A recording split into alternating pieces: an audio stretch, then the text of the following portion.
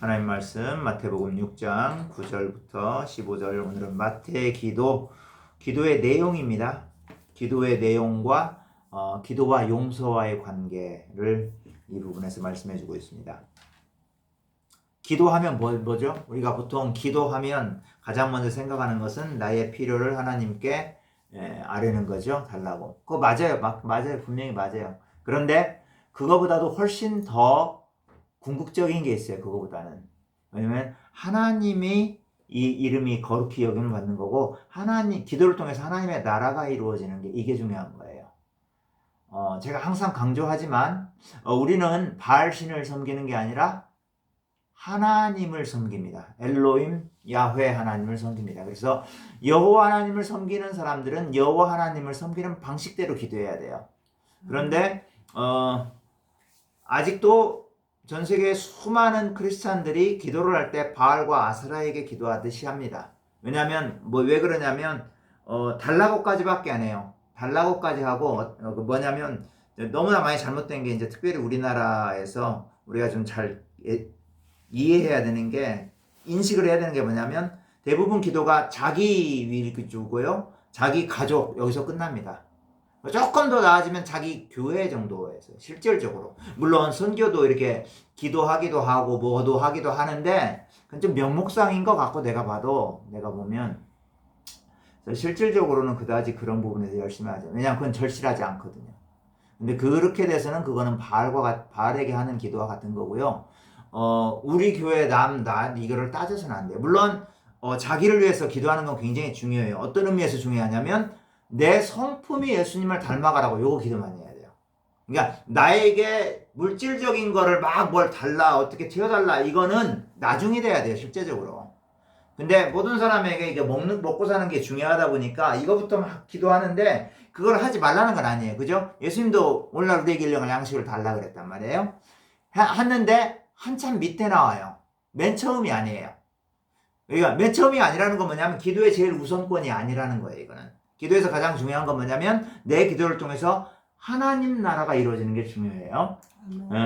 우리 대표님이 그걸 물어봤어요. 하나님의 뜻을 따라서 기도한다는 게 어떻게 기도하는 겁니다. 어떻게 기도하는 건가요? 그래서 자세히 말씀드렸죠. 하나님의 뜻을 따라 기도한다는 것은 뭐냐면, 나의 간구가, 내 개인적인 바람 이런 것들이 이루어지는 것보다는 먼저 하나님이 원하시는 대로 하나님의 통치가 이루어지고, 많은 사람들이 구원에 들어오고, 많은 사람들이 하나님의 뜻을 따라 살도록 기도하는 것.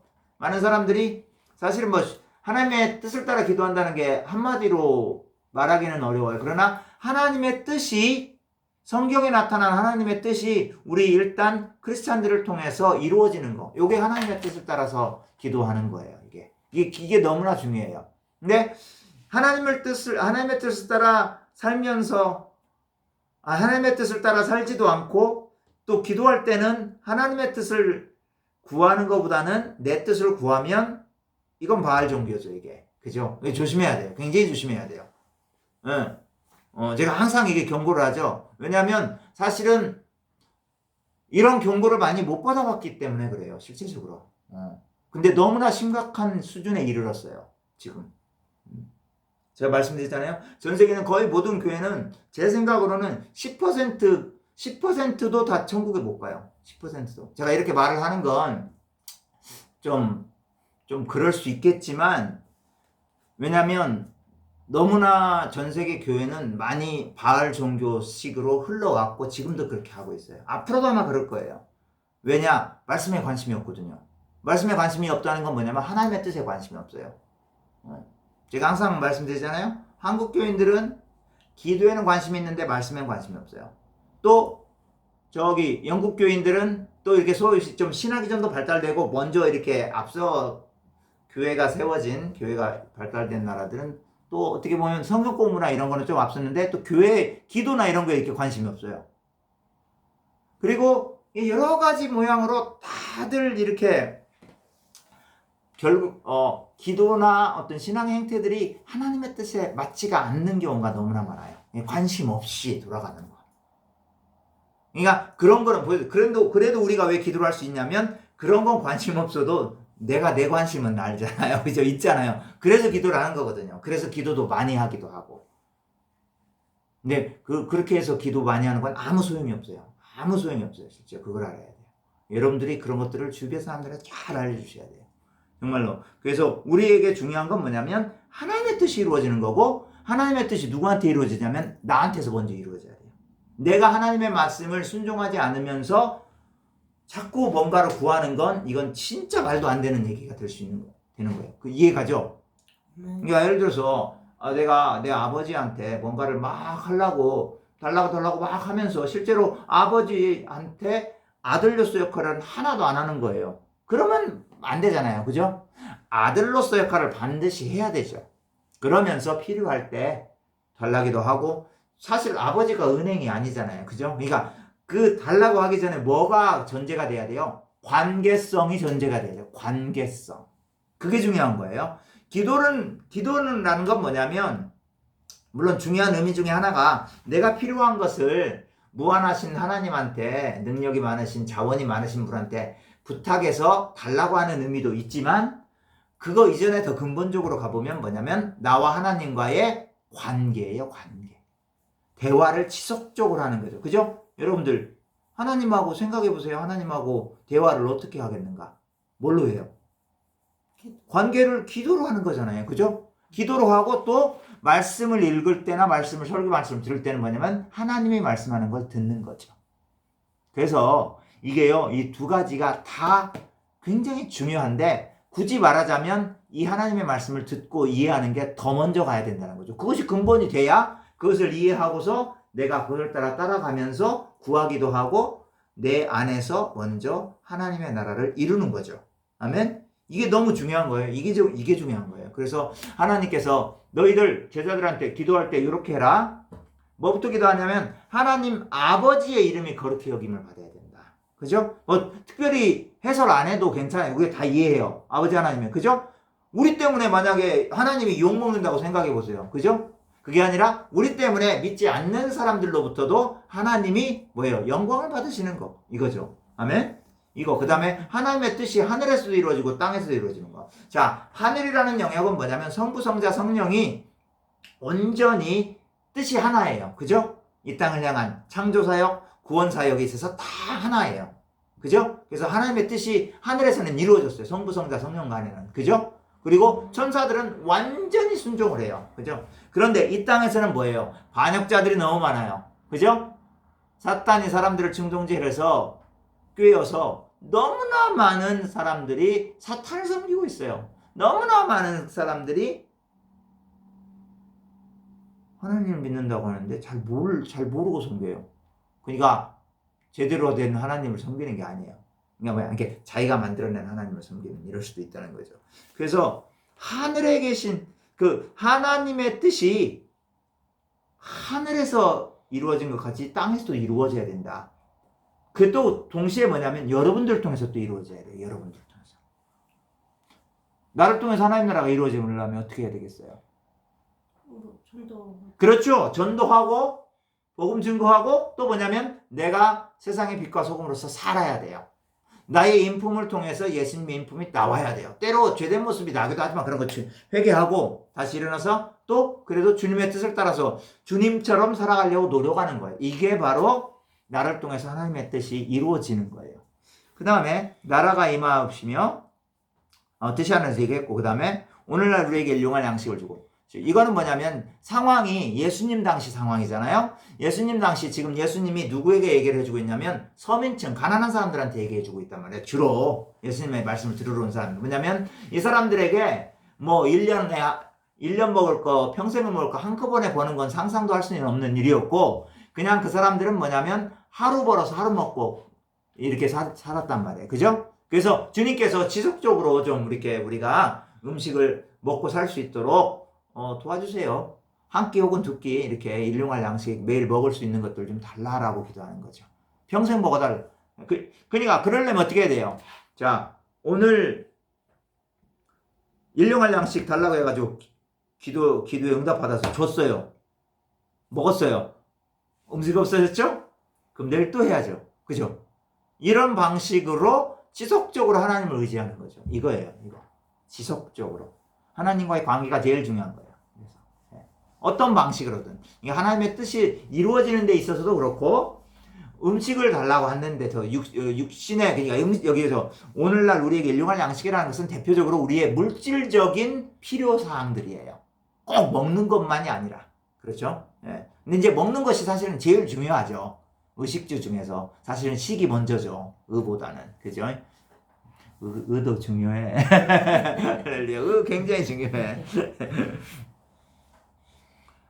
그리고 우리가 우리에게 죄진 죄를 사해 준 것 같이 우리 죄를 사해 주옵시고는 일단 너무 영적으로만 번역을 딱 해버렸는데 이거 전에 이게 말씀드렸죠. 이게 무슨 의미라고 원래? 돈 빌려간 사람, 돈 빚진 사람 우리가 용서해 준 것처럼 다 탕감해 준 것처럼 우리 돈도 우리 빚진 것도 좀 탕감해 주세요. 이렇게 얘기하는 거예요. 자, 그러면 여기에는 뭐냐면 예수님이 말씀을 할 때 여기서는 희년사상이 여기 들어가 있는 거예요. 왜냐면 희년사상에 의하면 50년째에는 다 탕감해 주잖아요. 그렇죠? 그리고 사실은 7년, 희년, 신명기에 보면 신명기 15장에 보면 면제년이 나오거든요. 면제년은 뭐냐면 안식년의 다른 이름이에요. 면제는 뭐냐면 빚을 면제해 준다는 거거든요. 그러니까 7년마다 돈을 빌려 빚진 거를 다 없어 괜찮아 안 갚아도 돼 이렇게 해주는 거란 말이에요. 물론 이제 50년째는 그 크기가 더 범위가 더 크게 확대가 되는 거죠. 이런 방식으로. 그러니까 예수님을 믿는다는 사람들은 뭐냐면 믿으면 서로 간에 때로 필요한 경우에 이 사람이 그러니까 모든 경우에 악의적으로 이거를 사용하면 안 돼요. 그렇지만 필요한 경우에 이렇게 가족끼리 이렇게 돈 빌려줬다가도 그냥 형이 돈 못 갚는다, 동생이 못 갚는다, 그럼 괜찮아 이렇게 할 수 있듯이 그렇게 할 수도 있어야 된다는 거죠. 그래서 진심으로. 그래서 우리가 내가 용서해 줄 테니까요. 주님께서 구약 때 말씀하셨잖아요. 희년, 면제년 이렇게 말씀하셨잖아요. 그래서 제가 이렇게 빚진 거 이렇게 다 탕감해 줄 테니까 주님 저도 탕감해 주세요. 이런 말도 되고 반대로 원래는 주님이 저를 먼저 빚을 탕감해 줬으니까 저도 다른 사람의 빚을 탕감해 주겠습니다 라는 결단도 돼 있는 거예요. 이해가죠? 아멘. 예. 그래서 이제 고엘은 그런 정신으로 계속 나가야 되는 거예요. 그죠? 모든 경우는 아니지만 이게 현대에 적용할 건 어떻게 될지 여기서 다 말씀드릴 수 없고 나중에 천천히 다 말씀드리겠지만 한꺼번에 모든 걸 똑같이 다 적용할 수는 없고요. 이게 자본주의에 어떻게 해야 될 것인가는 또 적용 방식들을 우리가 잘 곰곰이 생각하면서 나가야 돼요. 어쨌든 간에 그런 부분들 용서하는 것이 중요하다는 거예요. 탕감해 준다는 건 용서하는 거예요. 그래 놓고선 시험에 들지 말게 하시고 다만 악에서 우리를 구하옵소서. 우리의 육신적인 그 죄된 소욕들이 있잖아요. 그거를 성령의 소욕으로 이기도록 해달라 이 말이고요. 그래서 영원히 하나님의 뜻이 권능과 영광이 있기를 바랍니다. 그러니까 처음과 끝은 다 하나님에게 돌아가는 거예요. 이게 주기도문의 기도는. 그러니까 기도는 하나님의 뜻으로 시작해서 하나님의 뜻으로 마치는 거죠. 하나님의 영광으로. 그러면서 14절, 15절이 너무나도 중요해요. 지금 마태한테. 왜냐면 그러면서 주기도문에다가 뭐를 하냐면 용서하라. 그랬는데 되게 무서운 말이 나와요. 여기. 자, 14절, 15절 시작. 너희가 사람의 잘못을 용서하면 너희 하늘 아버지께서도 너희 잘못을 용서하시려니와 너희가 사람의 잘못을 용서하지 아니하면 너희 아버지께서도 너희 잘못을 용서하시지 아니하시리라. 이런 부분을 보면 우리가 가지고 있던 기존 그 신앙에 관한 관념들이 깨지는 거예요. 두 분은 이제 진짜 많이 깨졌고 이미 우리 한국 교회에 이런 거. 왜냐하면 우리가 가지고 있는 생각들이 또 한 가지가 있어요. 하나님에 대한 그 기도나 이런 신앙에 대해서 뭐냐면 그 굉장히 신비적인 생각을 가지고 신비주의 말고요. 그러니까 뭐냐면 나는 별로 이렇게 안 해도 하나님이 알아서 막 해주고 뭔가 신기한 거를 막 이렇게 일으켜가지고 그러지 않는 경우가 훨씬 많아요. 알겠죠? 왜 그러냐 알려드릴게요. 그거는 뭐냐면 하나님과 이스라엘이 인격적인 관계를 맺은 인격적인 관계이기 때문에 그래요. 그리고 예수 그리스도와 예수님의 제자들 12, 예수님의 제자 12은 새 이스라엘을 상징하는 거예요. 말씀드렸죠. 성만찬, 네, 주의 만찬 때 제자들과 이렇게 만찬을 하는 것은 새 언약을 맺는 거라고 그랬잖아요. 그죠? 이 가운데 예수님과 그 제자들이 인격적인 관계를 맺는 거예요. 그렇기 때문에 인격적인 관계라는 건 뭐냐면요. 부부 관계를 할게요. 예를 들어서 내가 바람을 피우면 더 이상 부부 관계는 사실은 지속될 수 없는 거예요. 그렇죠? 한쪽에서만이 아니라 양쪽에서 다 부부 결혼 언약에 충실해야 된단 말이에요. 똑같아요. 하나님과 이스라엘도 결혼했고요. 그리스도와 예수 그리스도와 교회도 결혼 관계예요, 이게. 그래서 우리를 그리스도의 신부라고 하는 이유가 바로 그거예요. 그렇기 때문에 인격적인 관계라고요. 그래서 내가 하나님을 부인하는데, 그리스도를 부인하는데, 그리스도는 그래도 사랑의 하나님이니까, 사랑의 예수님이니까, 그분은 나를 계속 용서하시고, 절대 그러지 않아요. 절대 그러지 않아요. 그러니까 이거 동일하게 내가 누군가를 절대로 용서를 안 하는데, 내가 권사님을 막 미워가지고 막 용서를 못해. 근데 그럼에도 불구하고 하나님은 나를 잘 용서해 주실 거야. 아니라는 거죠, 그게. 한 가지라도 용서하지 않는 게 있잖아요. 하나님은 여러분들을 용서하지 않습니다. 우리를 용서하지 않습니다. 그래서 사실은 이 말이 되게 무서운 거예요. 무서운데 무섭게 증거가 별로 안 돼. 그러니까 교인들이 그냥 그런가 보다. 그리고 이 말 심각하게 생각 안 해요. 근데 이거는 너무나도 심각한 말씀이에요, 이거 사실. 그러니까요, 이게 그냥 조금 단도직입적으로 얘기를 하자면, 내가 누군가를 미워하는 사람들, 지속적으로 미워하잖아요. 이게 살인이거든요. 예수님께서 다시 그 살인에 대해서 정의를 대시해 주잖아요. 자, 보세요. 여쭤볼게요. 살인하는 사람이 천국에 갈 수 있을까요? 없을까요? 못해. 예수님 믿는다고 하는데 살인하면, 그건 아닌 거죠. 그죠? 예수님을 믿으면 살인자도 살인을 안 하게 되죠. 죄용서를 받고. 그죠? 그러니까 예수를 믿으면 예전에는 누군가를 막 미워해서 용서도 못하고 그랬는데, 예수님을 믿으면 진정으로 만나면 어떻게 되는 거예요? 용서를 하게 되는 거죠. 이해가죠? 용서하지 않는다는 건 뭐냐면 지속적으로 그 사람을 살인하는 관계밖에 안 된다는 거예요. 미워하기 때문에.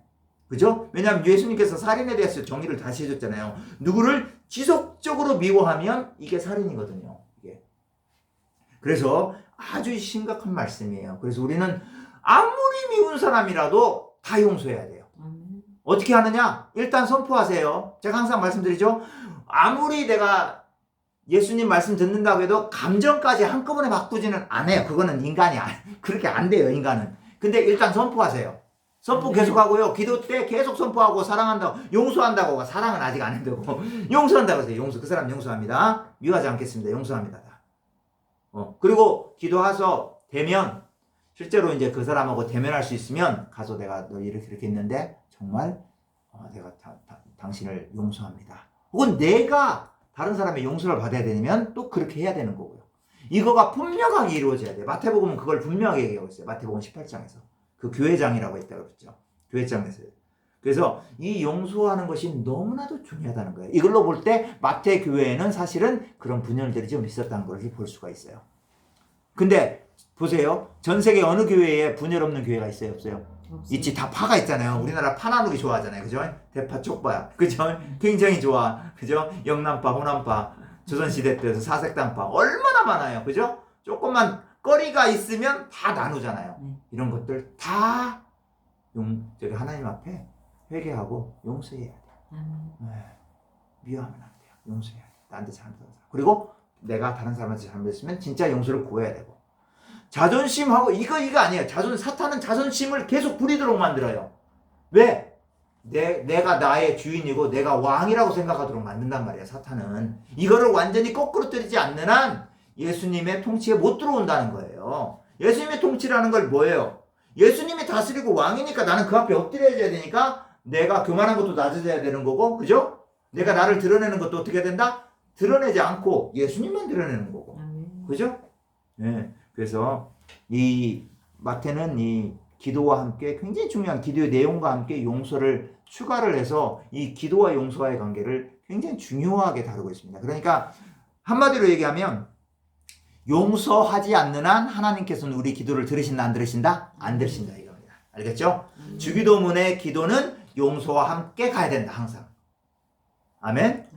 그래서 오늘 이 말씀을 생각하시면서 주님, 혹시라도 여러분들 내 안에 누구 아직 용서 잘 못하는 사람, 못하겠는 사람 있으면, 그리고 내가 혹시 누구한테 용서를 받아야 될 거 있으면 그렇게 기도하시면서 행해야 되겠죠. 기도라는 건 나와 또 한 가지. 기도는요, 이 말로만 이루어져서는 안 되고요. 기도하고 일어나는 순간 행동으로 실천하는 게 이게 기도예요.